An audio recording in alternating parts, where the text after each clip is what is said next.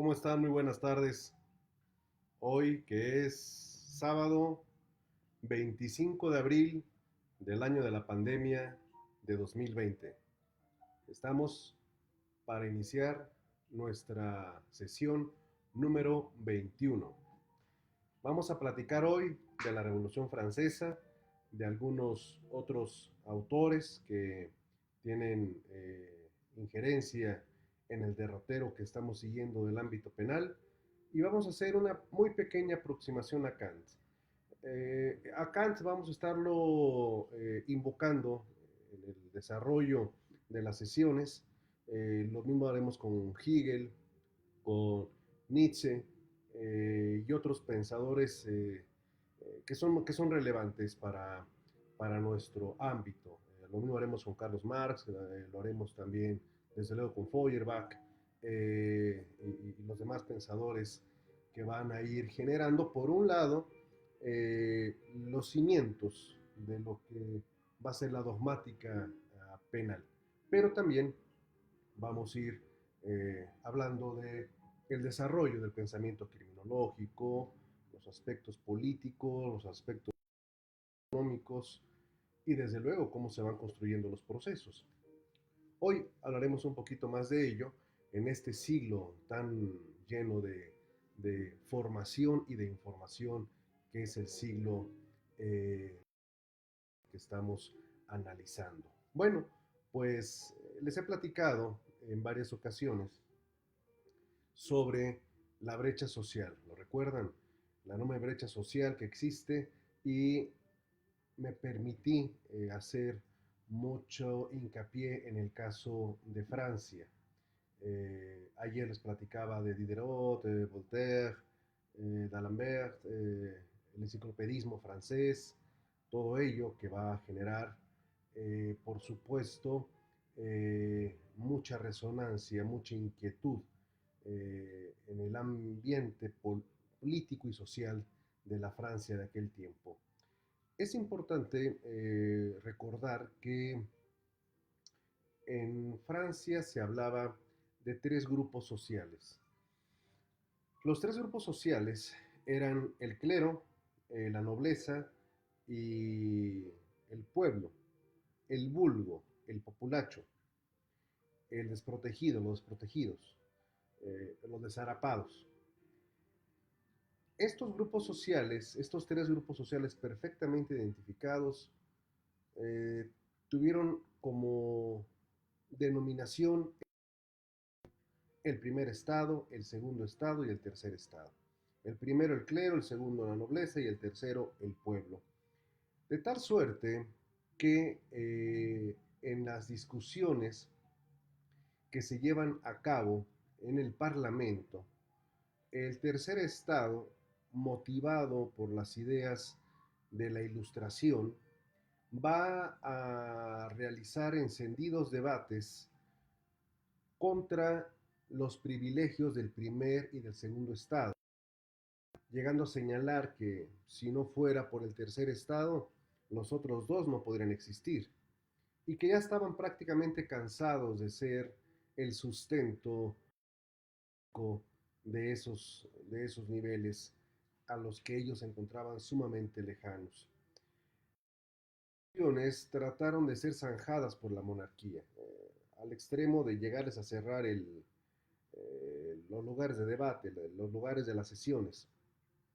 Y esto motivó que se siguiera haciendo en otros locales las disertaciones y que, bueno, pues el rey, ante la gran efervescencia que se estaba viviendo ya en Francia, por todos estos años posteriores a la publicación de la enciclopedia, a los encendidos discursos que se estaban dando en el Parlamento, advierte que el tercer estado decide constituirse en una asamblea nacional y desconociendo desde luego pues al primer estado, al segundo estado, a la propia monarquía, y por eso manda a concentrar al ejército a las afueras de París, porque París es el epicentro de toda esta movilización.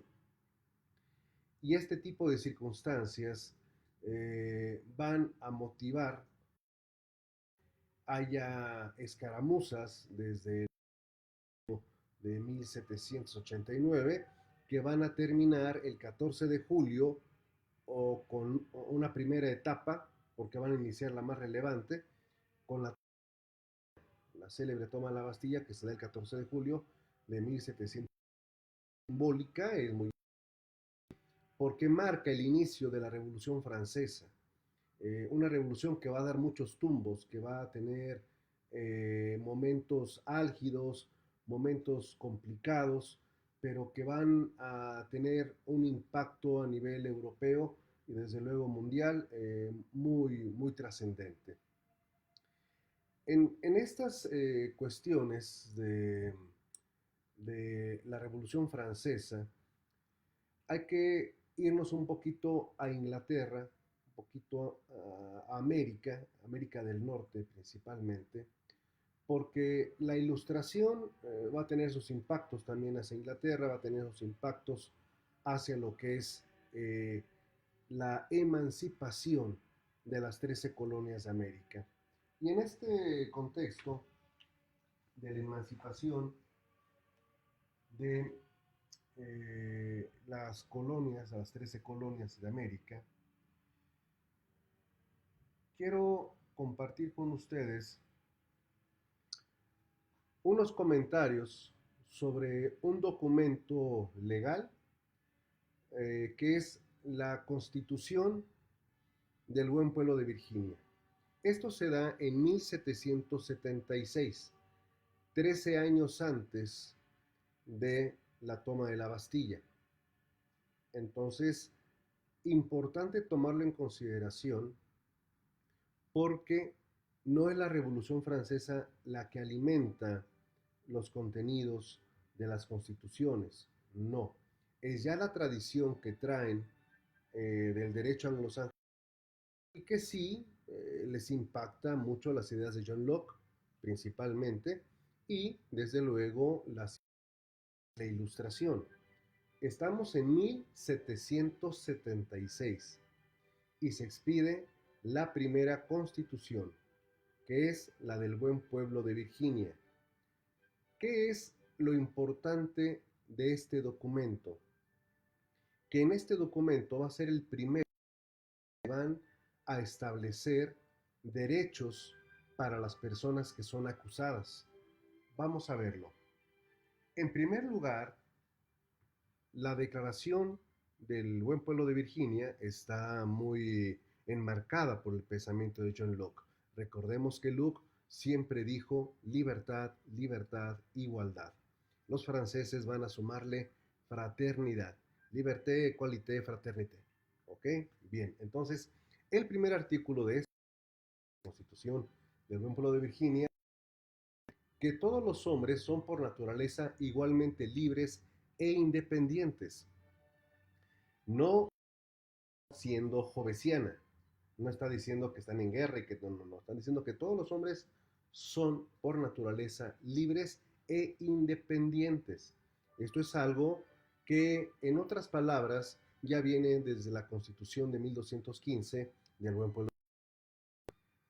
Y tienen, dice la Constitución, ciertos innatos, derechos innatos. Es decir, ese primer documento que está reconociendo que las personas, por el hecho de serlo, tienen derechos. Esto es lo que va a dar origen a un posicionamiento filosófico que en el ámbito legal se conoce como justnaturalismo.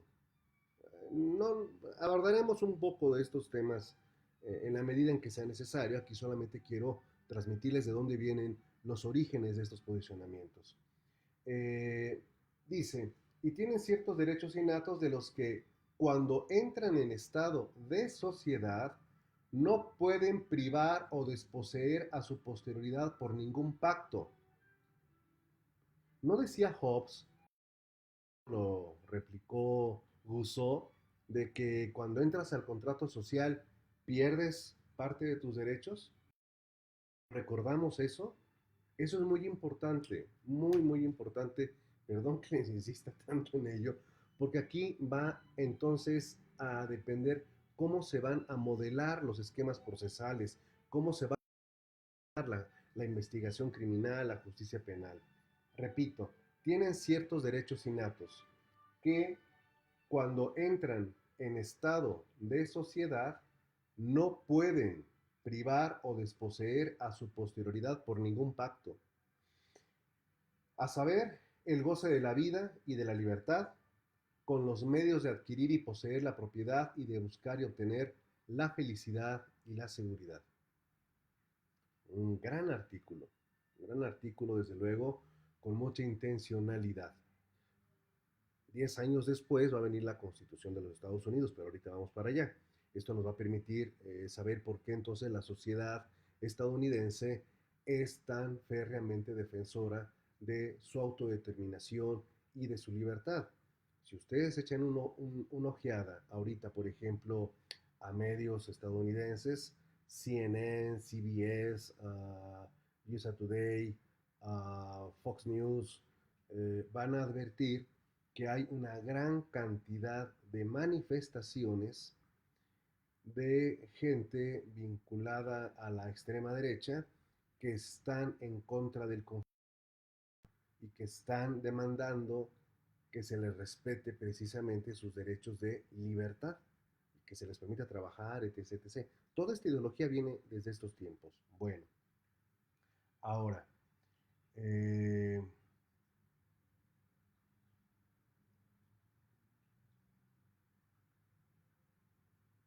dice, es el artículo 8, que en todo proceso criminal, inclusive aquellos en que se pida la pena capital, está autorizada, tiene una palomita, tiene un like, la pena capital, el acusado tiene derecho a saber la causa y naturaleza de la acusación, a ser careado con sus acusadores y testigos, a pedir pruebas a su favor y a ser juzgado rápidamente por un jurado imparcial de 12 hombres de su vecindad, sin cuyo consentimiento unánime no podrá considerársele culpable.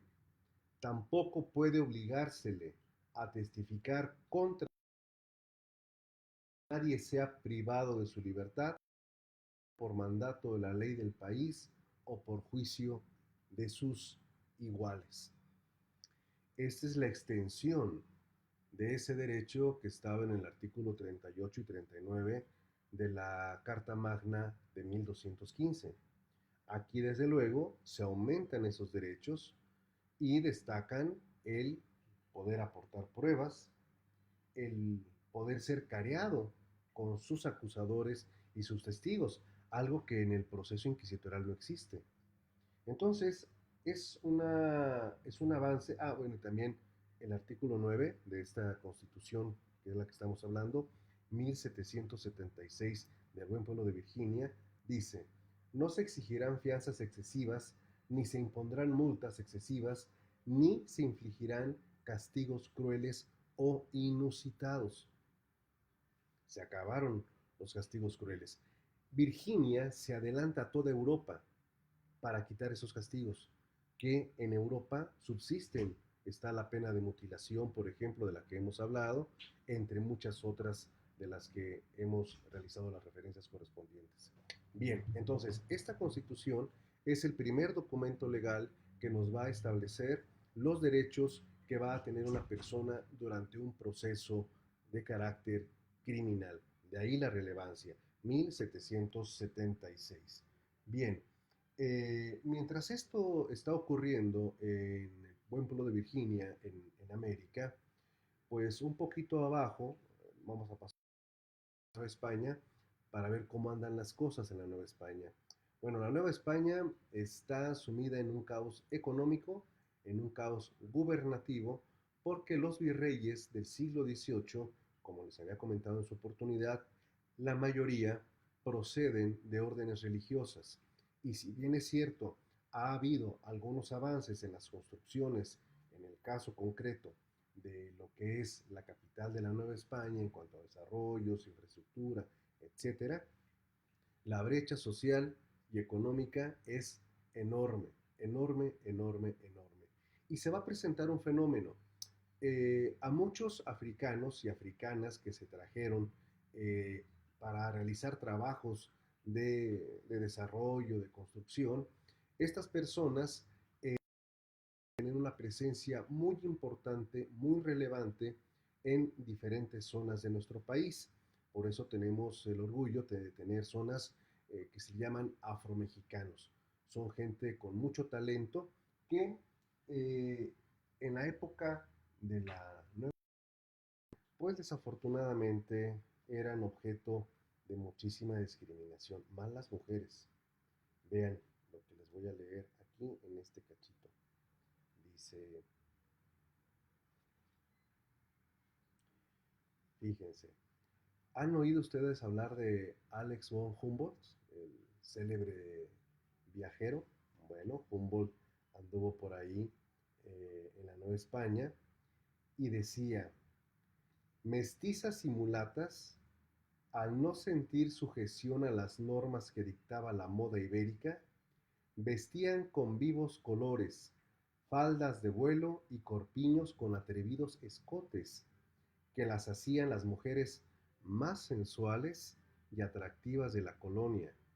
Sus hombres, entre tanto, buscando imitar a los españoles, usaban ropa parecida a los de estos. Este tema de lo que tiene que ver con, con las damas de aquella época, pues sí va a generar pues muchos enfrentamientos porque eh, las mujeres eran bastante llamativas y se vestían de una manera que aquí lo ponen, que motivaban los malos pensamientos, según aquí las redacciones, ¿no? Bueno, eh, esto es lo que va a originar en nuestro país, dice, vean ustedes, eh, el vestido y atavío de y mulatas es tan lascivo y sus ademanes y donaire tan embelezadores que hay muchos españoles, entre los de primera clase, que por ellas dejan a sus mujeres. Esto es lo que va a conllevar a que la mezcla de razas se considere a los descendientes de estas relaciones un calificativo que en la colonia era despectivo, llamarlos mestizos, ¿sí?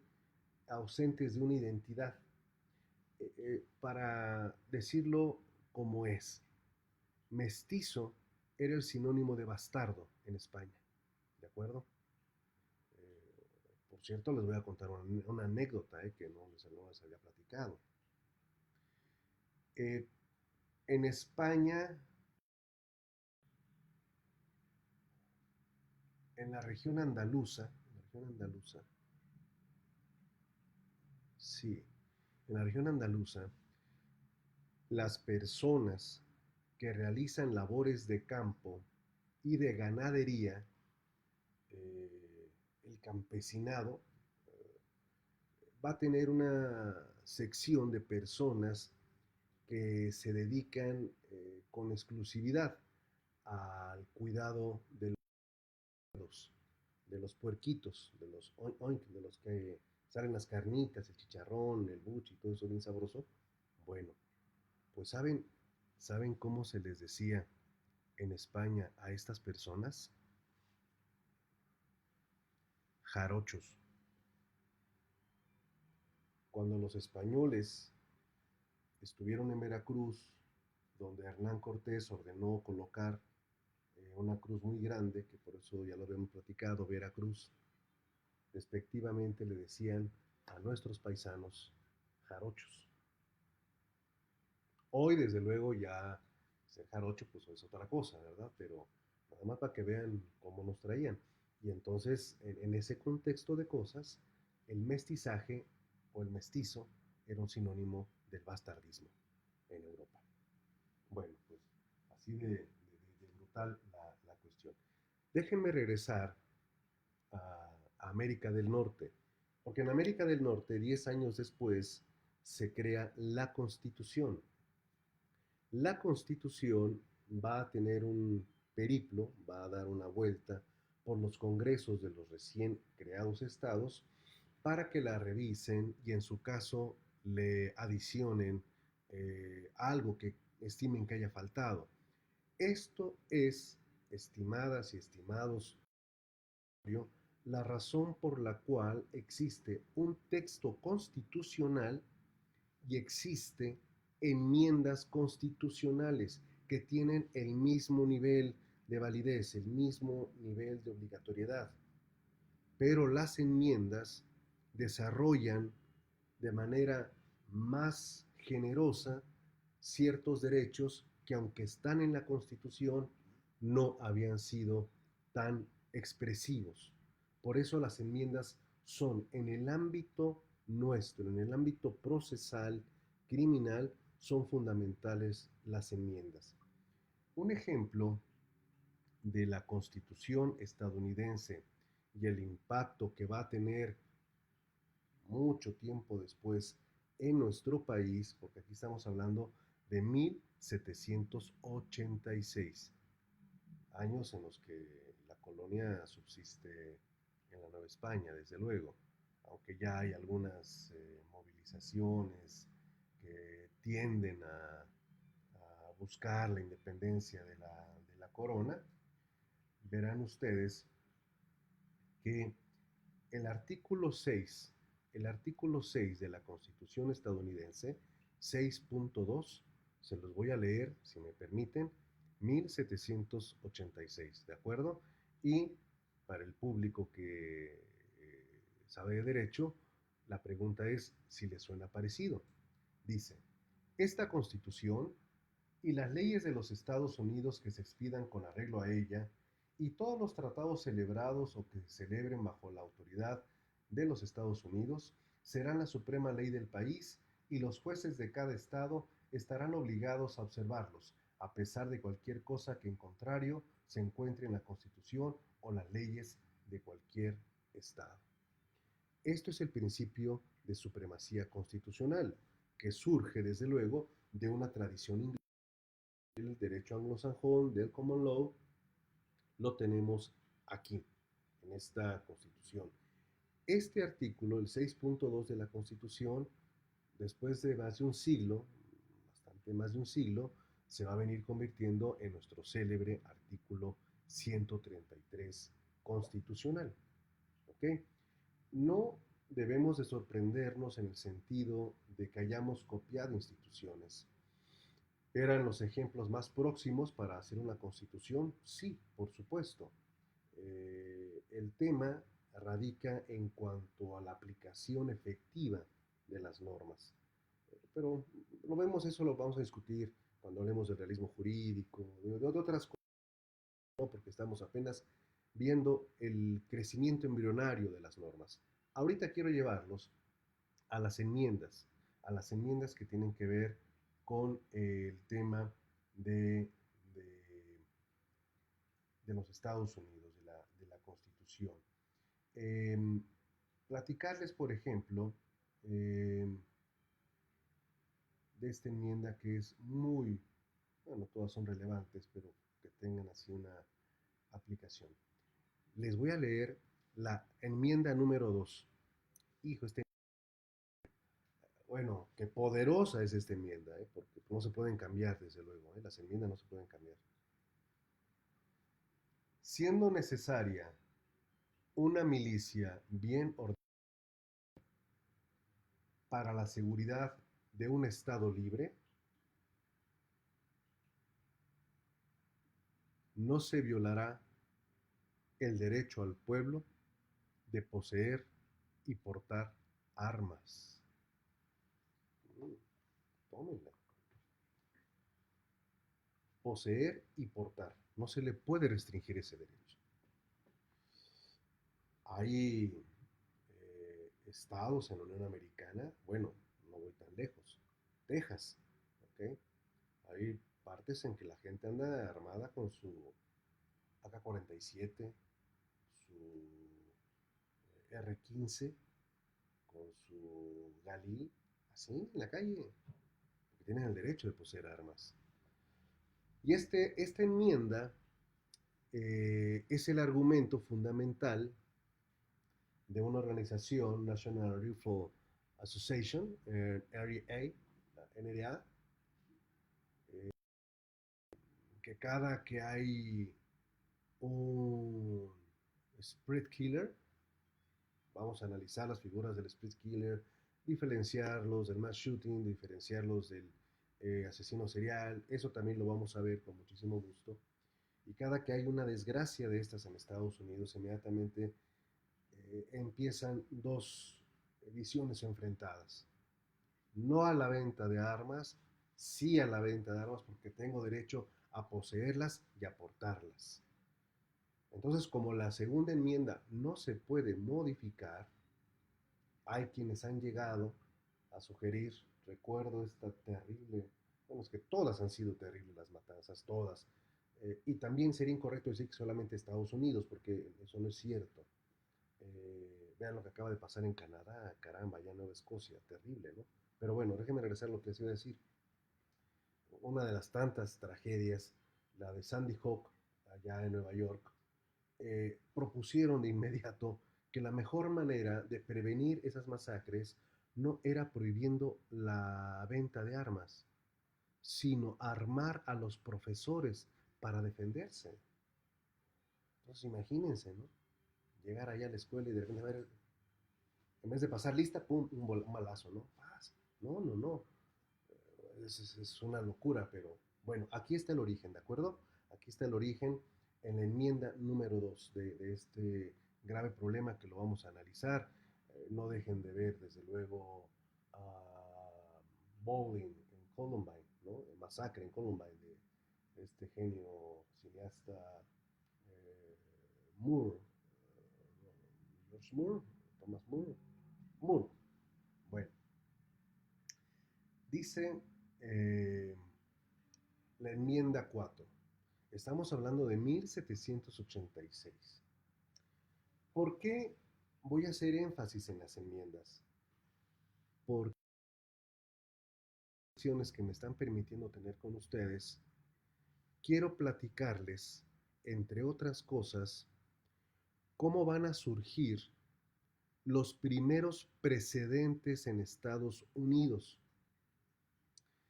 para que no estén tan involucrados en el tema legal y estén haciendo el favor de escucharme.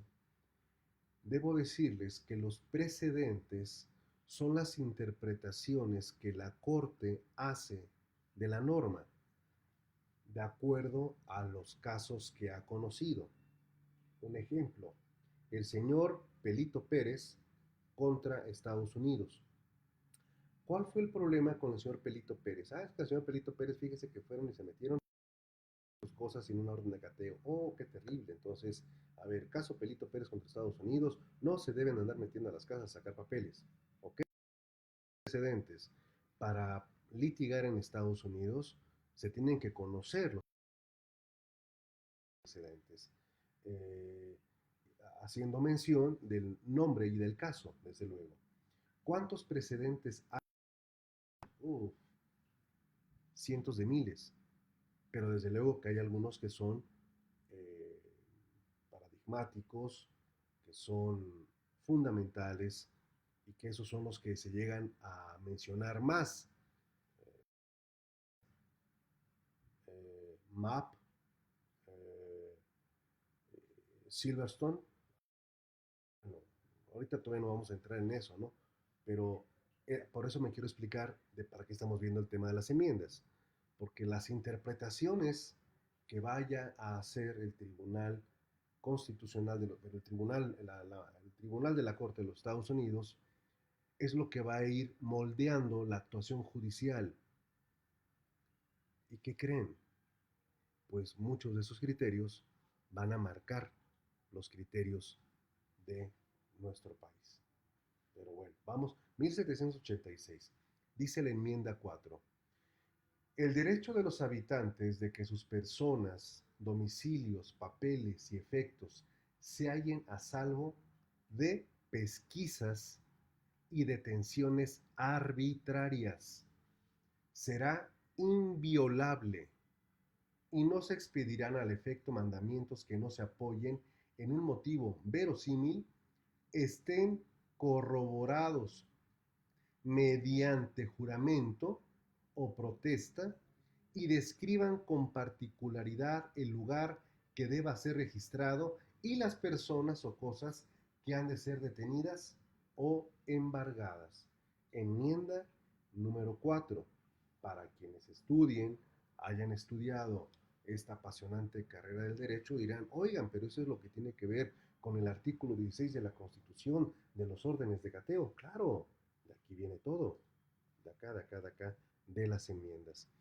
La enmienda número 5 establece, nadie estará obligado a responder de un delito castigado con la pena capital o con otra infamante, si un gran jurado no lo denuncia o acusa, a excepción de los casos que se presenten en las fuerzas de mar o tierra, es decir, ámbito de carácter militar. Ni se va a declarar contra sí mismo en ningún juicio criminal, ni se le privará de la vida, la libertad o la propiedad sin el debido proceso legal, ni se ocupará la propiedad privada para uso debido sin una justa indemnización. Aunque todavía no llegamos a las sesiones donde con un poco mayor de profundidad hablaremos del debido proceso legal, esta figura ha sido vilipendiada en nuestro país, mal entendida, y se le ha querido acusar al debido proceso legal como la causa de la impunidad. No, no, no. No puede haber un juicio más inexacto. El debido proceso legal es una condición de validez de la autoridad cuando rozan con los derechos de la persona. Un debido proceso legal jamás va a raspar un derecho. Una indebida instrumentación de una investigación, indebida aplicación de un artículo en perjuicio de una persona, sí puede colisionar con el derecho del debido proceso legal. Y eso hará, obviamente, nula la actuación de la autoridad. Pero el problema no es el debido proceso legal, el problema es la indebida actuación de las autoridades que lo hacen por mala voluntad o lo hacen por falta de preparación, que al fin y al cabo ambas son igualmente de peligrosas. En México tenemos un grave riesgo de niveles de actuación de todos los niveles de autoridades involucradas en el ámbito penal, porque su mala voluntad o su escasa preparación hacen colisionar siempre sus actuaciones ante la esfera de derechos de las personas. Y cuando una persona queda libre, esas autoridades que por mala voluntad o por desconocimiento, ignorancia o falta de capacidad indebidamente, jamás reconocerán el decir me equivoqué. No, dirán, ah, salieron libres por culpa del mentado debido proceso legal. Y eso fue culpa del juez. Échenle la culpa al juez, él fue el que lo liberó. Ya hablaremos también de la criminalización mediática y de todos estos fenómenos que se van presentando. Aquí les quiero decir que tenemos en esta enmienda número 5 el establecimiento del debido proceso legal. ¿Dónde lo vamos a encontrar después? En nuestra periferia, nuestro ordenamiento legal, en el artículo 14 de la Constitución, desde luego formalidades esenciales del procedimiento. Ya hablaremos de cuáles son las formalidades en su oportunidad. Enmienda número 6. En toda causa criminal, el acusado gozará del derecho de ser juzgado rápidamente y en público por un jurado imparcial del distrito y estado en que el delito se haya cometido. Distrito que deberá haber sido determinado por la ley, se le hará saber la naturaleza y causa de la acusación, se quedará con los testigos que depongan en su contra, se obligará a comparecer a los testigos que le favorezcan y de contar con la ayuda de un abogado que le defienda. ¿Mm? Uy, de esto de contar con la ayuda de un abogado que le defienda, les voy a contar unas anécdotas derivadas de unos precedentes en Estados Unidos que se van a dar en el siglo pasado. Interesantísimas, por cierto. Entonces aquí vemos ya cómo se comienza a configurar las normas básicas del proceso penal en Estados Unidos. Aclaro, no hay un código procesal penal en Estados Unidos. Eso es importante tenerlo en cuenta. Una cosa son las reglas probatorias, por ejemplo, y otra cosa es que existe un código procesal. ¿Por qué no hay un código procesal? Porque las enmiendas están estableciendo ya cómo debe ser el proceso. Código penal sí existe, pero reglas de exclusión, eso es otra cosa. Vamos a irlo viendo poco a poco. Apenas en el inicio. Correcto, ya tenemos constitución, muy bien, y ya nos dijeron cómo tiene que ser el proceso. Ya, tan sencillo. Entonces ahora hay que trabajar y con el trabajo se van generando casos que cuando los analice la corte van a ir dándonos, decirnos por dónde nos tenemos que ir. ¿De acuerdo? Recordar que cada estado tendrá su código penal y habrá un código penal federal. Sí, claro, habrá un código para todos los delitos de carácter federal. Bien, entonces ahí vamos. Vamos en estos momentos a regresarnos a Europa, si me permiten, donde pues está estallando la Revolución Francesa, donde eh, la Revolución Francesa va a tener, pues digamos, un periodo largo, ¿eh? No es una revolución que acabe en un día, es una revolución que va a tener impactos durante varios años, porque hay muchísimas demandas por parte de los revolucionarios, muchas, muchas, muchas. Entre ellas está la exigencia a la corona, al rey, que haya un respeto a sus derechos de las personas, que no existan arbitrariedades y que las condiciones para una mejor situación económica del tercer estado, del pueblo trabajador. Entonces, esto va a llevar a que la Asamblea Nacional, la que les comenté que se conforma previo a la Revolución Francesa, emita la célebre Declaración de los Derechos del Hombre y de... Es un documento histórico eh, muy, muy relevante porque va a permitirnos conocer el contexto de qué estaba pasando Francia y por qué se exige esta declaración.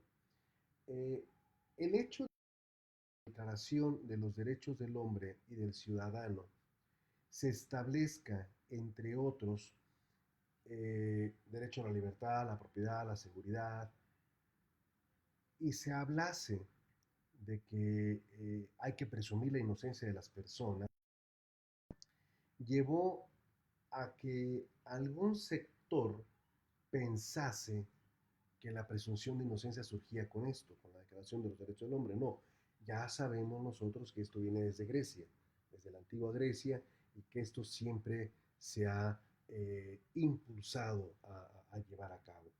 Entonces, va a tener un efecto importantísimo. Todo hombre, es el artículo 9, es considerado inocente hasta que ha sido declarado convicto. Se estima que su arresto es indispensable. Cualquier rigor mayor del indispensable para asegurar a su persona ha de ser severamente reprimido por la ley. ¿Okay? La ley no debe de imponer otras penas que aquellas que son estrictas y evidentemente necesarias. Nadie puede, en virtud de una ley promulgada con anterioridad a la ofensa ilegalmente aplicada. Ningún hombre puede ser acusado, arrestado y mantenido en confinamiento, excepto en los casos determinados por la ley y de acuerdo con las prescritas. Todo aquel que promueva, solicite, ejecute o haga que sean ejecutadas órdenes arbitrarias debe ser castigado. Todo ciudadano requerido o aprendido por virtud de la ley debe obedecer inmediatamente y se hace culpable si ofrece resistencia. No vamos a encontrar grandes diferencias entre el pensamiento de la Declaración de los Derechos del Hombre y del Ciudadano en Francia y lo que ya está estableciendo la Constitución de Virginia y posteriormente la Constitución de los Estados Unidos. Al final del día, lo que nos muestran estos tres documentos es que se tiene que luchar contra la arbitrariedad, porque la arbitrariedad es una constante del ejercicio del poder punitivo. Entonces, lo brillante de estos documentos es que por primera vez vamos a tener documentos de carácter nacional, documentos escritos, documentos normativos, si me lo permiten, que van a establecer los primeros límites al poder punitivo. Es decir, el poder punitivo no se contenía ni a sí mismo, porque el poder punitivo, siendo selectivo, siendo exterminador, el sostén del poder arbitrario, por primera vez se va a enfrentar con documentos que le dicen, hey, stop, no puedes entrar, no puedes pasar, no puedes hacer esto. La pregunta que aquí les comparto es, ¿habrá sido suficiente para someter al poder punitivo? El poder punitivo no se somete. Esa es la parte a lo que los quiero llevar, para que empecemos a rebelarnos, como propuso Carlos Marx en el Capital, ¿no? Rebelémonos. Bueno, pero ahorita todavía no vemos a Marx, todavía no vemos a Hegel, pero esto es lo que les quiero. Lo fundacional de estos documentos es decirle poder punitivo, stop, ¿eh? Sí, sí, las penas hay que imponerlas, sí, pero con calmita, vámonos con calma. Entonces el poder punitivo va a decir, ok, vamos a ver cómo aplicamos en la realidad esas aspiraciones. Una cosa es lo que diga la norma, otra cosa es lo que es la realidad. Y la realidad la construyo yo, el poder punitivo. Ahí sí el poder punitivo es como Kant, es kantiano, porque Kant se separa de Descartes, porque Kant dice, la realidad existe porque la razón, nosotros, el sujeto, somos los que lo construimos. Nosotros construimos la realidad y construyo el objeto no me construye a mí. Mi relación con el objeto no es de supra-subordinación en término negativo de que el objeto está y luego estoy yo. No, no, no. El objeto está porque lo estoy pensando. Eso es lo que primero Kant va a comenzar a delinear su filosofía. Por eso él se va del empirismo de Locke, de Hume, sobre todo, para decir, no, señores, el conocimiento acá se genera de una manera distinta, la genera el sujeto. Lo importante no es el objeto, es el sujeto. Y por eso él nos va a hablar de juicios a priori, juicios sintéticos, juicios analíticos, y nos va a dar toda una filosofía completamente distinta. Pero vean, no es en la razón no es en crítica de la razón pura, no es en crítica de la razón práctica, no es en crítica del juicio, donde él se va a meter al ámbito penal. Kant analiza el tema penal, pero ojo, no crean ustedes que va a analizar los elementos objetivos del injusto, un excluyente de responsabilidad. No, no, no. Lo que está en debate y que hace debate en otras obras, Emmanuel Kant, es lo que tiene que ver con la pena, porque el análisis, la filosofía de los grandes pensadores de la Ilustración estuvo en torno a la pena. Es decir, si no hubiese existido una arbitrariedad de las coronas, de los reyes, utilizando al poder punitivo como pretexto, no habríamos tenido una revolución francesa, no habría avanzado el conocimiento. No estoy justificando los excesos del poder político, pero gracias a esos excesos es que la gente se puso a pensar en la pena. Y entonces cuando Kant piensa la pena, lo que va a pensar es decir, ¿para qué nos sirve la pena? ¿Qué ganancia tenemos en la pena? Ya sabemos que la época colonizadora sí le encuentra beneficio a la pena por la pena de galeras. Y luego si volteamos a ver Inglaterra, vamos a ver que ellos ya le encontraron un sentido de utilidad a la pena. ¿Por qué? Porque a través de la pena tienen mano de obra. Entonces tenemos al utilitarismo. Vamos a hacer útil la pena. ¿Sí? ¿Por qué? Porque me sirve para progresar económicamente a la nación, a la sociedad. No me interesa si la persona que esté en la cárcel se vaya a redimir, no me interesa que tenga educación, eso no me interesa, no, no, no, me interesa que sea un peón, un eslabón más en la cadena de producción y listo, nada más. Estamos hablando de Inglaterra. Por eso Inglaterra, los galerones y los galerones son dueños, personas privadas, privados. Por eso John Howard escribe esa obra que les platiqué ayer, El estado de las prisiones en Inglaterra y en Gales, y critica este modelo de corrupción, de hacinamiento humano, con una crudeza terrible. ¿No? Entonces, en Inglaterra le encontraron sentido, finalidad la pena, pero en Europa la están pensando, están así divagando. ¿Para qué sirve la pena? Y entonces Kant dice, bueno, es que todos aspiramos al bien, eh, no hay mayor bien que la conciencia, y no hay mayor bien que hacer lo que la conciencia nos dicta. Pues, ¿qué nos dicta la conciencia? Bueno, ¿se acuerdan que ayer les decía quién es el hombre medio? ¿Quién es el hombre de la banqueta? Kant dice, todos tenemos que portarnos bien, ¿ok? Y lo que la conciencia nos diga, eso tenemos que llevar a cabo. Es cuando construye el concepto del imperativo categórico. Imperativo categórico, que es hacer bien, cosas de valor. ¿De valor para quién, no?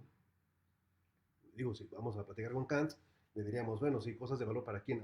Diría él, para la sociedad, claro, una cosa de valor para la sociedad. Sociedad. Le diríamos a Kant, porque Kant nunca salió de donde nació, donde vivió, donde murió, siempre se quedó ahí, le diríamos, ven, y dime, ¿a cuál sociedad te refieres? ¿A la del primer estado, a la del segundo estado, a la del tercer estado? ¿Cuál es quién va a determinar el valor de un imperativo categórico? ¿Quién va a decir esto es bueno? ¿Quién va a decir esto es malo? Porque volvemos a la primera pregunta que les hice en la primera sesión. ¿Nacemos buenos o nacemos malos? Y de ahí nos podemos hacer bolas y bolas y bolas. Pero cuando Kant analiza la pena, dice la pena sirve porque es útil para la sociedad.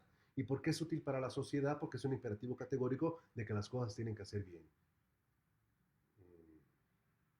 Y entonces, caray, se va a empezar a justificar la pena. Se va a empezar a castigo antes que prevenir que haya castigos. Entonces, el surgimiento del estudio del derecho penal va a devenir de la legitimación del poder punitivo y no de su crítica.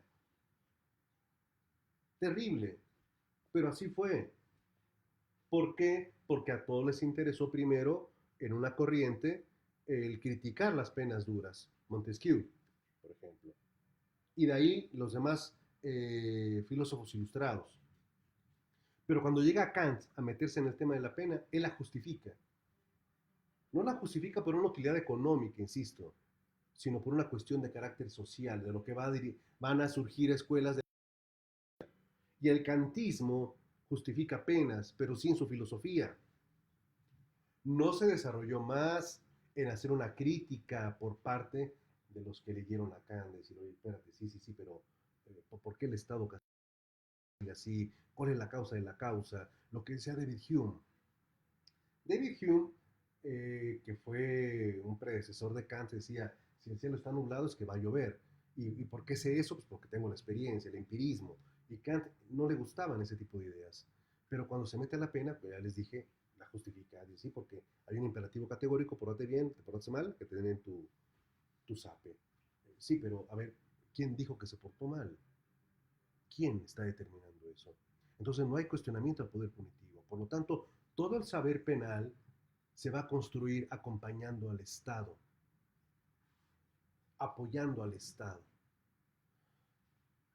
Así cuando San Agustín de Hipona, del que aquí hablamos, de la ciudad de Dios, crea una ideología para sostener al cristianismo, lo que posteriormente va a ser con mayor éxito Tomás de Aquino, es la construcción de la conciencia penal punitiva que van a realizar los demás pensadores que se van a meter a analizar la pena, el delito. Y cada filósofo que va a filosofar del derecho y de ahí se va a ir a la pena y les va a interesar el ámbito penal porque, bueno, pues porque tiene que ver con el poder punitivo, el poder de poderes. El poder económico no cambia el poder punitivo puede pulverizar el poder económico. Entonces, la creación de estructuras viene derivada de las penas. Bueno, esto es parte de lo que vamos a seguir hablando, porque una cosa va a ser el dogmatismo, otra cosa va a ser la criminología. Pero la criminología, como se los platiqué ayer, nació mal, tuvo un parto difícil, tuvo un parto doloroso y hasta cierto punto extraviado, porque la criminología va a empezar a estudiar al reo seleccionado por el poder punitivo para ser obrero. Y entonces van a decir, esos que están ahí, esos son los delincuentes. Entonces hay que analizar a ellos. Y no se analizó el contexto, no se analizó el sistema, no se analizó la creación. Se fueron al fin, se fueron al efecto y no a la causa. Pero se va a corregir el camino, por supuesto que se va a corregir. Porque el crimen siempre va a llamar la atención, siempre, siempre. El crimen es atrayente para su estudio. Ya se me fue el tiempo. Perdonen ustedes, pero ya les voy a platicar. Me quedé con un montón de cosas que les tenía que platicar, pero les prometo ser más concreto. Mañana, sin falta, les platico un poquito más de Napoleón, de la Revolución Francesa, de la frenología, porque se llegó a pensar que por el cometer crímenes lo traíamos en la forma del cerebro, imagínense nada más. Pero bueno, y les platicaré también de Marqués de Sade y algunas otras historias de por allá. Mi estimado Simitrio, un abrazo, primera fila. Ranferi, saludos, Luisa, Mario García Cadena, José Luis, Mayra Kings, bonito sábado también. Shaveshenka, qué gusto verte. Bueno, saludarte. Elvia, Heriberto Caravantes, siempre tienes tu palomita de asistencia. Norma Gallegos, Mauricio, ¿cómo estamos? Carlos Yedias, saludos a Yatehuacán. Soledad González, Gabriel Luna, mi estimado Tocayo, el príncipe de Facebook. Margarita Sedacano, Irmis, Mari Galván, ¿cómo estamos? Humberto Azulea, Humberto Araujo, en Veracruz y Guerrero con la población exacto, hay población afromexicana, por supuesto, y fundamental, vitales, y saludos a Campeche, a la ciudad amurallada, a la ciudad de los piratas. Gloria, ¿cómo estás? Don Carlos Cuenca, presidente del Colegio Prosal UNAM, Alex Saga, hay ascendente